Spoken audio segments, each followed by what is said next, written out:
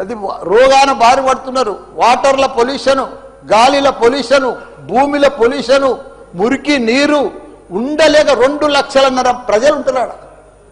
దయచేసి అన్నా శ్రీధర్ అన్న, నువ్వంటే నాకు చాలా అభిమానం. నన్ను పగబట్టకన్నా, ఎందుకంటే నా నియోజకవర్గం బంగారం అసుంటి దేశంలోనే నంబర్ 1 అసుంటి మేడ్చల్ నియోజకవర్గం. దాన్ని తుకుడలు అచలం కుతలం చేసేది. దాన్ని ఇప్పుడు దాన్ని 61 గ్రామాలు ఉంటే 3 మున్సిపాలిటీ కార్పొరేషన్లు ఉండే, 7 మున్సిపాలిటీ ఉండే. దాన్ని తీసుకుపోయి మొత్తం జిహెచ్ఎంసీ చేసారు. ఇప్పుడు 16 వార్డులు చేసారు. దాన్ని ఒక మోరీలు లేవు, రోడ్లు లేవు, డ్రైనేజీలు లేవు, కరెంట్ స్తంభాలు లేవు, ఏమీ లేదు. ఇంకా మారుమూలు గ్రామాలే ఉన్నాయి, పెంకిటిల్లే ఉన్నాయి. దాన్ని తీసుకుపోయి జిహెచ్ఎంసీలో కలిపారు. హైదరాబాద్ మస్తు డెవలప్ అయింది. కానీ ఆ జిహెచ్ఎంసీలో దాంట్లో కలిపినప్పుడు దయచేసి స్పెషల్ కేటగిరీ కింద జిహెచ్ఎంసీ చెత్త అంతా ఆడికే వస్తుంది. దాన్ని ఒకటి క్లీన్ చేసి మీకు దండం పెడతా.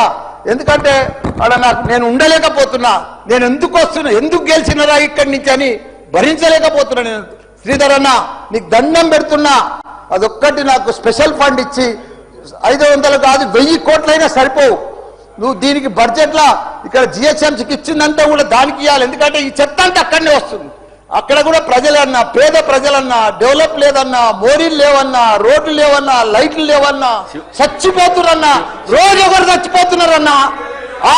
హాస్పిటల్ బారిన పడుతున్నారన్నా ప్రజలంతా. నేను చూడలేకపోతున్నా, నేను భరించలేకపోతున్నా. నీకు దండం పెడతా. ఇదొక్కటి నాకు స్పెషల్.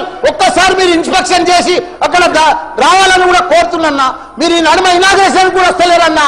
ఆ మహేందర్ రెడ్డిని పంపిస్తున్నారన్నా. మీరు కావాలనే వస్తున్నారన్నా, కుట్ర పంపుతున్నారన్నా, నా మీద కుట్ర పంపుతున్నారన్నా. ప్లీజ్ దయచేసి అదొకటి మీరు రావాలి.